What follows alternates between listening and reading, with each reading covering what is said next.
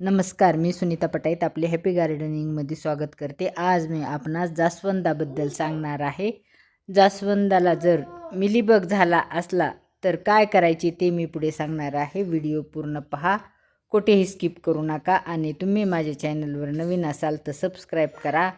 जास्वंदाला mealybug झाला आहे का? काळजी करू नका. आजच्या या व्हिडिओमध्ये मी तुम्हाला मिलीबग कसा ओळखायचा, तो कसा येतो आणि त्यावर घरच्या घरी तसेच प्रभावी उपाय काय आहेत हे अगदी सोप्या भाषेत सांगणार आहे. त्यामुळे व्हिडिओ पूर्ण पहा, शेवटपर्यंत पहा. जर तुमच्या जास्वंदाच्या झाडावर पांढऱ्या कापसासारखे छोटे छोटे गुच्छ दिसत असतील तर, पाने चिकट वाटत असतील तर, कळ्या फुलण्याआधीच गळून पडत असतील तर समजा तुमच्या झाडावर मिलीबगचा प्रादुर्भाव झाला आहे. मिलीबग हा रस शोषणारा कीटक आहे. हा कीटक झाडाच्या कोवळ्या फांद्यावर, नवीन पाने, कळ्या आणि फुलांच्या देठावर बसून त्यातील अन्नरस शोषतो.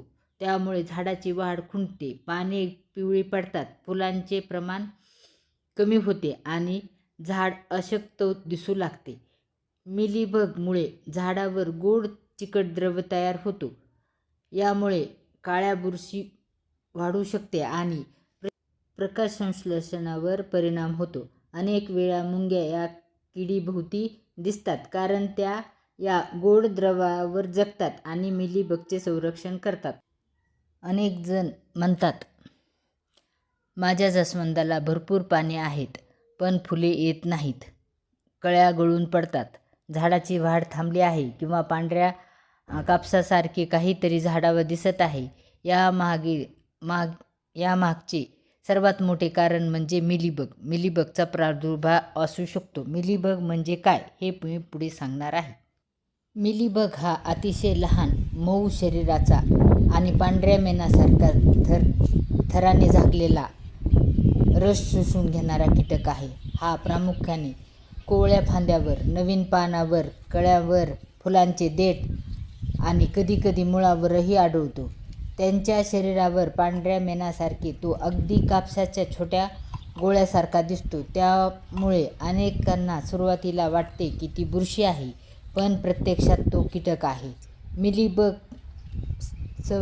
सुरुवातीचे लक्षणे मिलीबगची. जर खालीलपैकी काही लक्षणे दिसत असतील तर झाडांची लगेच तपासणी करा. पानाच्या मागच्या बाजूला पांढरे कापसासारखे गुच्छ, नवीन कोंबावर पांढरा थर, पाने चिकट होणे, कळ्या गळणे किंवा न उघडणे, कळ्या फुलत नाहीत, पानाचा रंग फिकट पिवळा होणे, झाडाची वाढ मंदावणे, मुंग्याची सतत वर्दळ. असे जर असेल तर मिलीबग आणि मुंग्या यांचा संबंध काय, तो पण मी पुढे सांगणार आहे. हा अतिशय महत्त्वाचा मुद्दा आहे. मिलीबग झाडाचा रस शोषल्यानंतर हेडनिस नावाचा गोड चिकट द्रव बाहेर टाकतो. मुंग्यांना हा द्रव खूप आवडतो. त्यामुळे मुंग्या मिलीबग भोवती फिरतात आणि त्याचे इतर कीटकापासून संरक्षण करतात.